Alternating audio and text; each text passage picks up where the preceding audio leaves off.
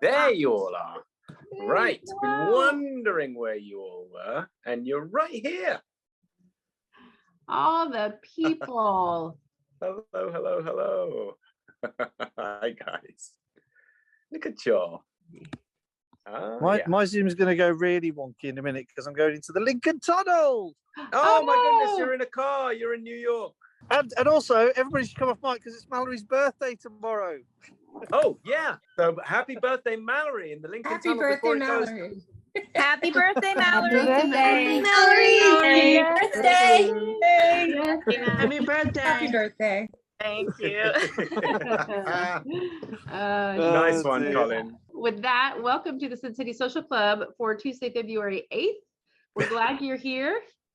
All right, over to Sid. Thank you. Thank you very much. It's great to see everybody. I have a cold, but I'm doing my best to hide it. So pretend you don't notice. If you see any kind of tissues or anything coming into shot, that's because I need them from time to time. That might happen. The worst of it happened yesterday. So I foresee calm waters all evening. I'm really happy to see so many wonderful lurkers on tonight. We've got so many wonderful people here, and at least 3 pages of people just hanging. Welcome, hangers in there. Don't stop hanging in there. Love you, lurkers. And we're going to talk to loads of people, I hope. And let's get going. Otherwise, I'll run out of steam or tissues. Okay, we'll keep the adrenaline flow, and we're going to start with Casey. Casey's birthday is Friday. Casey! Hi. Well, let's start with a birthday shout because you deserve it. Casey, happy birthday for Friday. Happy birthday, Casey. Happy birthday, Casey. My reverse psychology didn't work. Why? What was the reverse psychology? I signed up to make surprising me with this less appealing to Mel. That doesn't work. Not here. It doesn't. You know, Casey, you are one of the unsung heroes of this social club. You are one of our MVPs, and I don't think it's really ever been mentioned. I want to thank you from the bottom of my heart for doing all the organizational work you do here, for coming up with plans, executing them, coming up with ideas to make sure that plans work, doing all kinds of things. I believe there's a shadow council, which sounds nefarious. It's very nefarious. It ain't. It's not like a shadow docket at the Supreme Court. This is great, and I want to take this moment to thank you. And on your birthday on Friday, I hope you remember me thanking you, because I'll thank you just subliminally, and I'll send that thank you to you on Friday as well. Thank you. I'll catch it and I'll put it in my pocket. That's the right thing to do. That brilliant song by Elbow. Well, the lyric is because one of them the guy lives in England, and his girlfriend at the time was obviously living in America. And he says, I'm sending you a kiss. It should get there by tomorrow. And I always thought that was one of the most poetic things. I just love that. So how are you? How are your little tiny ones? They're good. They're good. Clementine is in 1st grade and actually in school, which is fantastic. Morrigan is asleep right now. For now. But yeah, he's like walking around and dancing, and that's fantastic. Yeah. He's starting to talk, which is crazy. He's really good at 2-syllable words, like a consonant and a vowel, and a consonant and a vowel. He's down. He's got those down.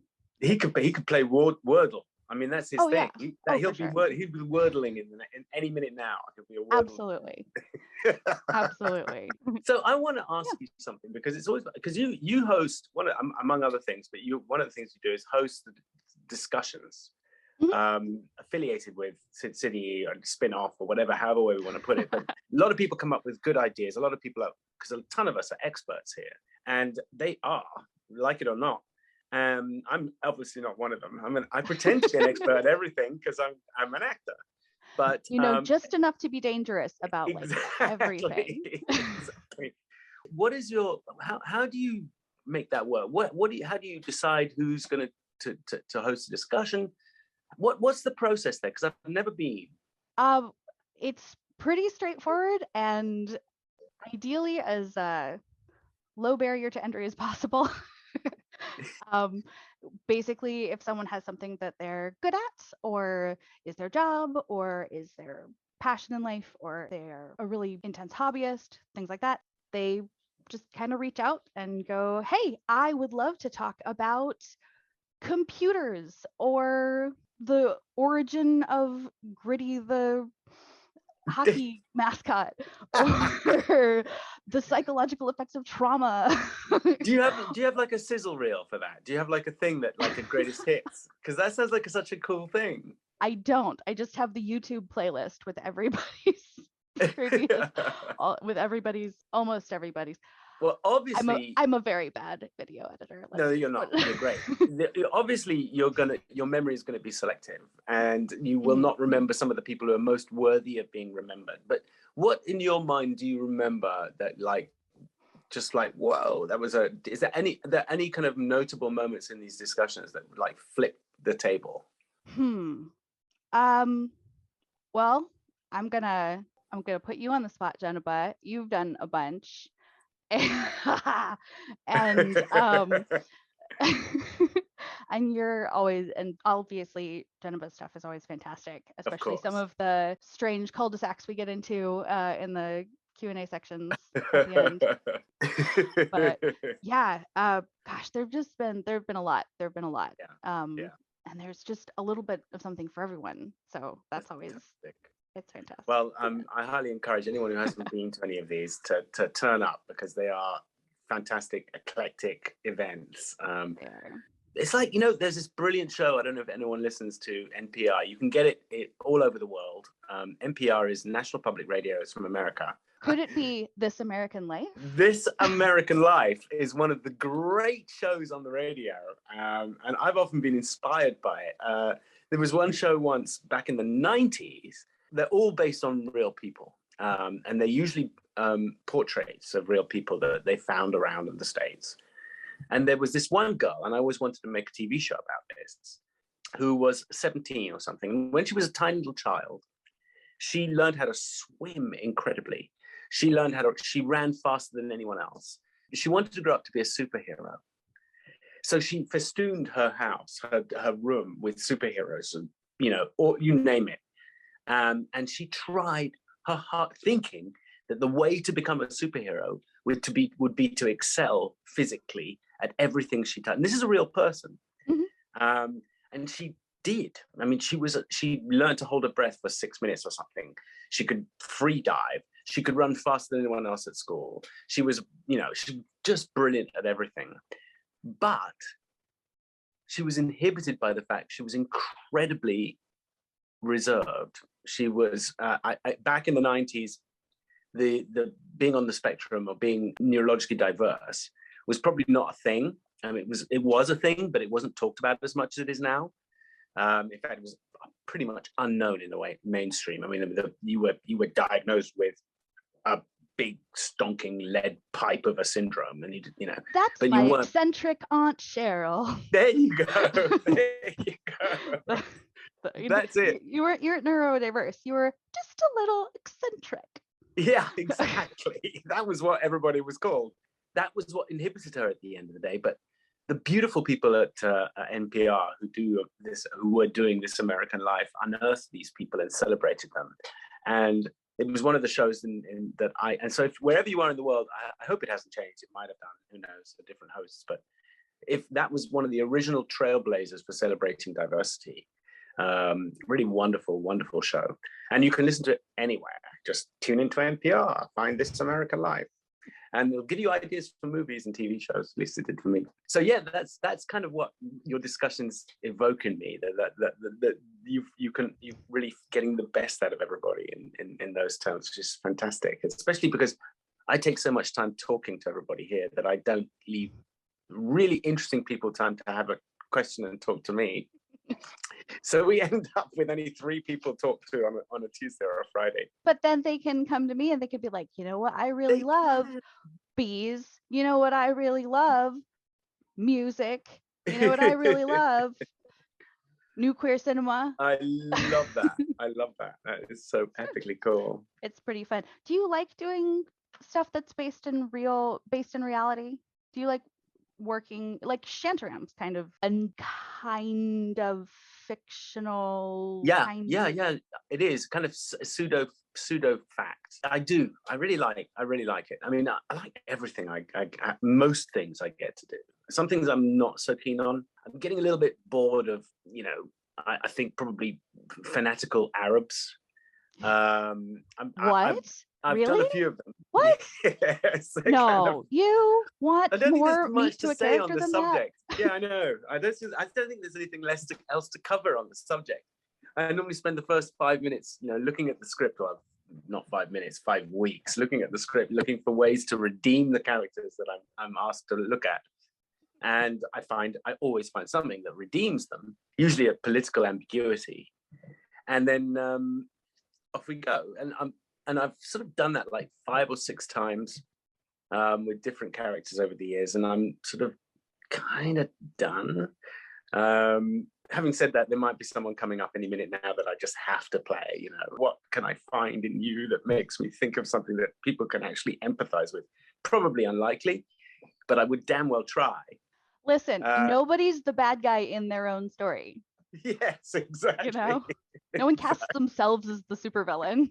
Exactly. So yeah, I think that there are those sort of parts that I'm sort of done with, but there are plenty that I love, and I don't mind. I love the genres. I love all the crazy genres, whether they're the fantastic or the science fictional. My favorite is probably the science fictional, because of the fact that you can really hit people hard with discussions there, and they can't hide anywhere.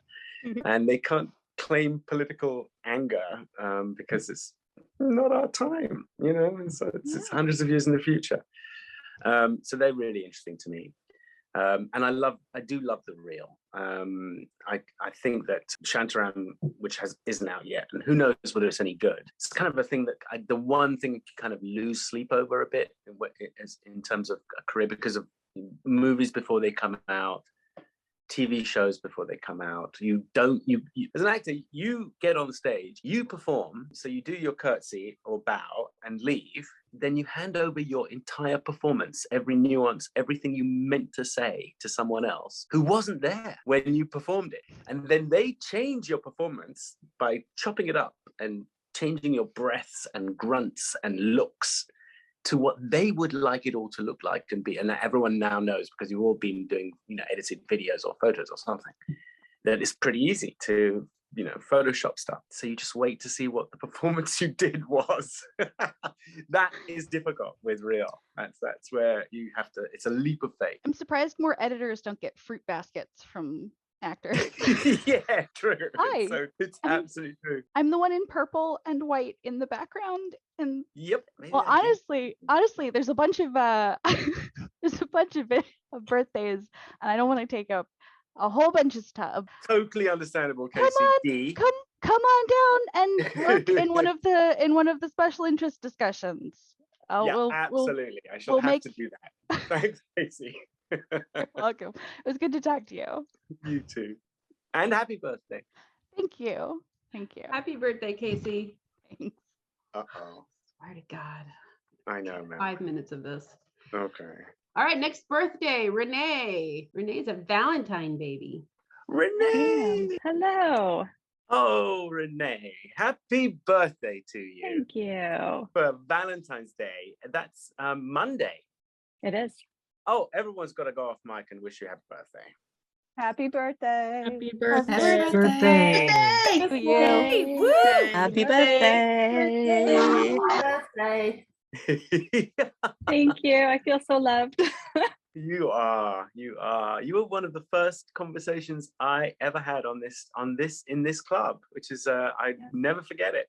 And being there all the way through, watching your kids play guitar and all kinds of cool stuff. Are they in bed? They're not. They're doing homework though. So oh wow. I banned them.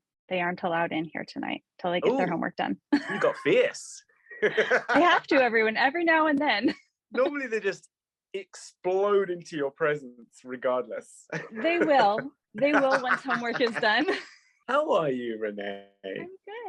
I'm good. I'm glad to hear it. I've been working on quitting all of my bad habits gradually. So Ooh, I hope you're very gradual. You want to keep some bad habits. well, yes.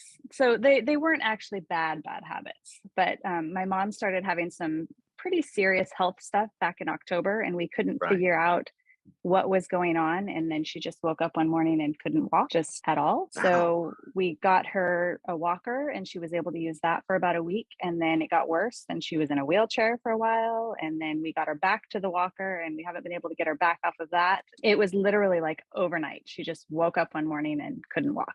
Would she have a stroke? She did not have a stroke. It turns out we just got a diagnosis today that she has severe spinal stenosis, a lumbar something that I can't pronounce. She has a pinched nerve in her spine, and she has a fractured pelvis. Jeez. And we don't know what happened. We don't know. Oh, We don't know what happened. She doesn't remember like falling anytime in October, or so if it's like a little bit like uncomfortable, she won't say anything. But then like if she's in a lot of pain, she's just like, I'm in a lot of pain. Yeah. And you're like, what? Poor lamb. Volcano. So, poor dear. But we have a diagnosis now. So we have like a direction to go. We have a path. We can stop throwing spaghetti at the wall. Yeah. So that's good. But because that all happened in October and I got really stressed out, I was just like, okay, I need to like focus on my own health and like Damn straight. keep it together. So I quit like all the social media stuff because I felt like that was just dragging me down. And I was like, I don't need other people's problems. Like I just got to focus on me right now. Yes. That was actually kind of one of the biggest things that I had to kick with social media. That was like a hard habit because it was like I would just boredom scroll.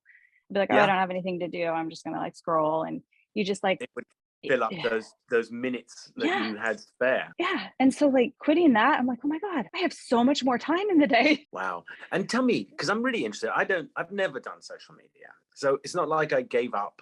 I just never did it. I realized really early that it required some effort on my part to really do it. Back in the day, remember, it was just really taking pictures of your lunch. What about it is it that makes you so compelled to get involved? Is it because if it's just you and your family, which is what it used to be when it started out, it's like just my close friends, then that gets boring. Okay, well done, you made a cup of tea. Let's not message that to everybody every single time you do it, please. You can actually kind of police that. But is it because it's open to a kind of wider world, a kind of giant sort of horde of... So for me, Facebook was the biggest addiction, and that was more like community based.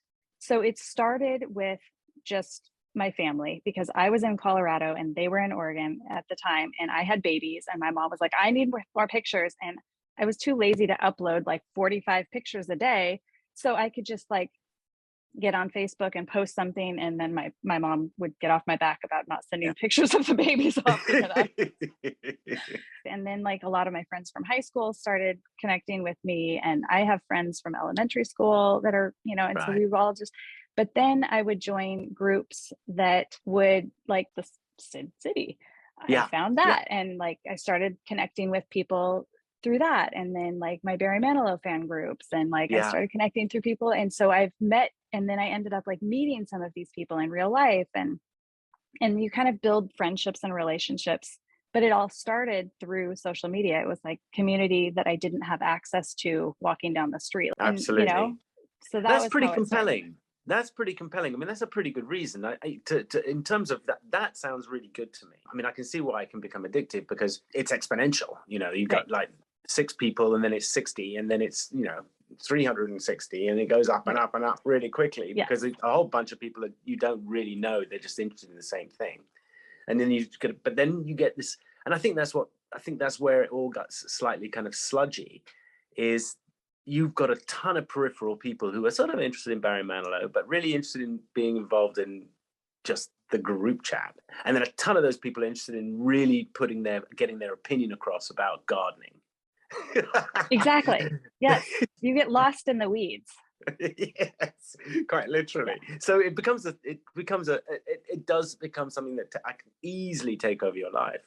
Yeah. Remember that was that the first website that did this was the school reunion website. Way back in the day, there was the first website, like the late 90s or the early 90s. I avoided that one. I avoided all of them. And I avoided Facebook for the first several years. I was like, no, I'm not going to do it. I'm not going to do it. And then like, I just got sucked in and I haven't deleted my accounts. I just set a timer on my phone for 1 minute.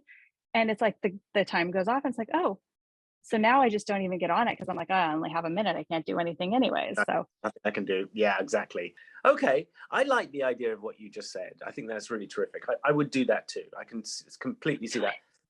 I'm not going to. Don't ever do it. No, I'm not going to, because I will meet people who will not make my day. Never done it. Not going to do it either, I don't think, because that little piece of sort of latent superstition has hung with me all my life. I can do anything else. You can talk about ghosts and anything, and I'll charge in there. I'll be fine. I think creep me out now. Yeah, I find those movies much more terrifying than the slasher movies. I mean, I don't know if you've ever seen Damien or The Exorcist or The Omen or The Exorcist or those. Sort of movies. They are terrifying. Cats. It's not a coincidence. That was perfect timing there. I know. I also quit drinking caffeine and alcohol for all of January and February. And like, it was actually harder to quit social media than it was to quit both of those combined. Wow. So I bet you feel great. I bet you feel terrific. I do. Well, and I also started this workout challenge back in November with a celebrity trainer, because I'm a nerd. And he's actually training Drew Powell right now, who you were with in Gotham. He played Solomon Grundy in Gotham with you. Wonderful, by the way, Drew. He's hilarious. He is hilarious. And he is training live and doing the live workouts, so we can join the live workouts with him. Oh. And so like actually like work out with him, and the trainer's name is Don Saladino. We can actually train live with them. What a fantastic thing. It's amazing. Visitors. And I have done I've had so many non-scale victories. Like, it's amazing. I feel so good. How did you find out about this? I am also a fan of Blake Lively and Ryan Reynolds, and he is their trainer, and he trains Annie Hathaway and like a whole bunch of other people, Sebastian Stan. And I just was looking him up one day, and I saw that he offers these online fitness challenges, signed up for one of them, and I loved it. And so I just kind of keep signing up, and I ended up signing up for like a 6-month thing. That is fantastic. It's my amazing. God, you must be the top of the world. You must be like, this is great. It's amazing. I don't think you probably won't go back to any of it unless you feel like a glass of wine one day, which you'll be able to do whenever you want. But that's just, exactly. But like, then awesome. It's not like I don't feel like I need the wine. Then it's just, I like the wine. I think COVID did that to a lot of us. We probably drank a lot more wine over the last 2 years than pretty much any time over our lives.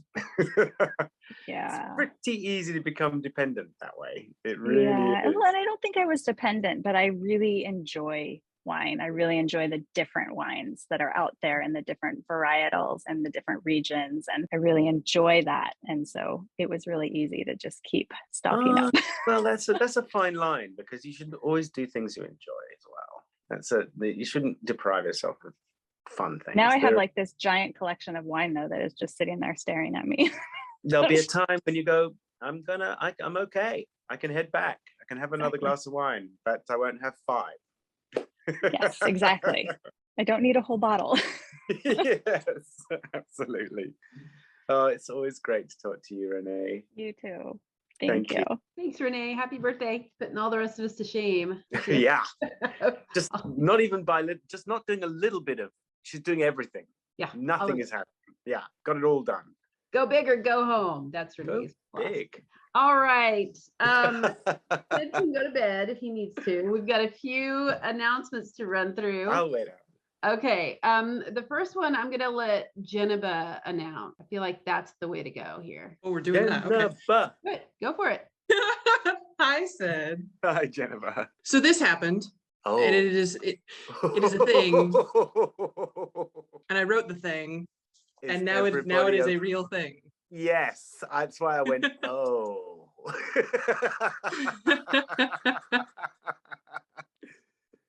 That's just fantastic, Jennifer. That is awesome.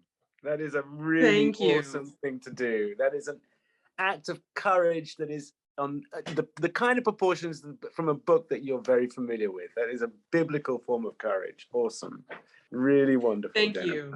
Thank you. Yeah, so I wanted to point that out. And Mel, I'm going to take the privilege of the fact that that's on the publisher's site with Stock and also on Amazon. And it's about being queer and faithful and how those don't always live together particularly well.